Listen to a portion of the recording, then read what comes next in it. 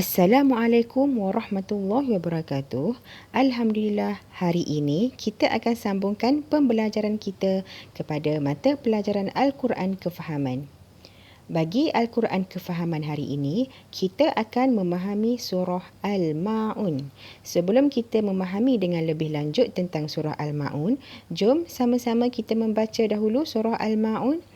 أعوذ بالله من الشيطان الرجيم بسم الله الرحمن الرحيم أرأيت الذي يكذب بالدين فذلك الذي يدعو اليتيم ولا يحض على طعام المسكين فويل للمصلين الذين هم عن صلاتهم ساهون الذين هم يراءون ويمنعون الماعون صدق الله العظيم.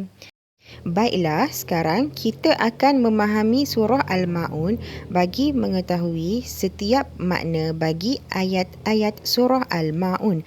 Ayat yang pertama, Ara'aital ladzi yukadzibu biddin, bermaksud, tahukah kamu orang yang mendustakan agama?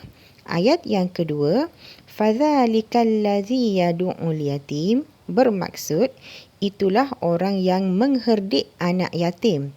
Ayat yang ketiga, wala yahuddu ala ta'amil miskin, bermaksud dan tidak menganjurkan memberi makan kepada fakir miskin.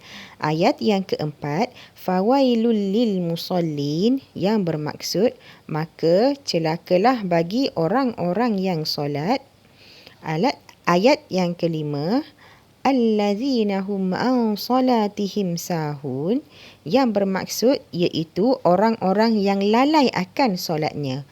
Ayat yang keenam, allazina hum yuraun, yang bermaksud orang yang membuat riak. Riak ni maksudnya menunjuk-nunjuk kebaikannya.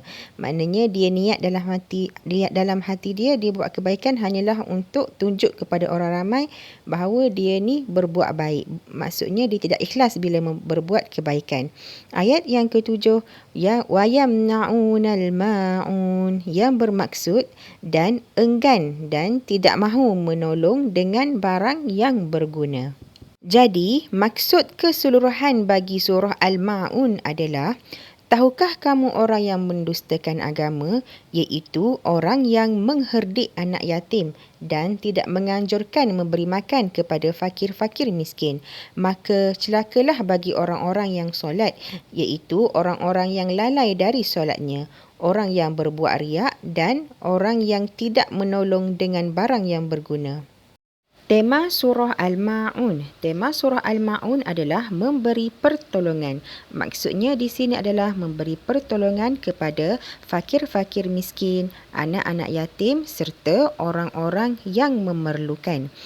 Pertolongan yang dimaksudkan di sini adalah daripada segi keuangan, iaitu memberi sedekah, ataupun daripada segi tenaga, iaitu apabila kita melihat seseorang dalam keadaan yang contohnya orang buta hendak melintas jalan kan, jadi kita memberi pertolongan secara tenaga, iaitu membantunya melintas jalan. Ataupun kalau kita tengok orang-orang tua sedang mengangkat barang yang berat, kita bolehlah menolong mereka dengan mengangkat barang tersebut. Isi-isi penting surah Al-Ma'un. Pertama, surah ini diturunkan di Mekah. Kedua, surah Al-Ma'un mengandungi 7 ayat. Ketiga, surah Al-Ma'un dinamakan surah Al-Ma'un iaitu pertolongan kerana pada akhir surah Allah telah menjanjikan seburuk-buruk balasan kepada orang yang tidak memberi pertolongan kepada orang yang berhak menerimanya. Keempat, orang-orang yang mendustakan agama dan hari pembalasan, iaitu orang yang menindas serta berlaku kasar kepada anak-anak yatim, dan juga orang yang tidak menggalakkan orang lain bersedekah kepada fakir miskin. Kelima, orang-orang yang ditimpa kecelakaan besar, iaitu ahli solat yang lalai ketika menyempurnakan solat dan juga orang yang riak atau menunjuk-nunjuk dalam ibadah dan tingkah lakunya, serta orang yang tidak mahu memberi pertolongan kepada orang yang memerlukan. Pengajaran surah Al-Ma'un. Pertama, kita hendaklah menyayangi dan berbuat baik kepada anak yatim. Kedua, kita digalakkan bersedekah kepada fakir miskin. Ketiga, melakukan ibadah hendaklah dengan ikhlas. Keempat, kita hendaklah bersegera melakukan solat apabila masuk waktu. Dan akhir sekali, kita hendaklah bersedia memberi pertolongan kepada orang yang memerlukannya.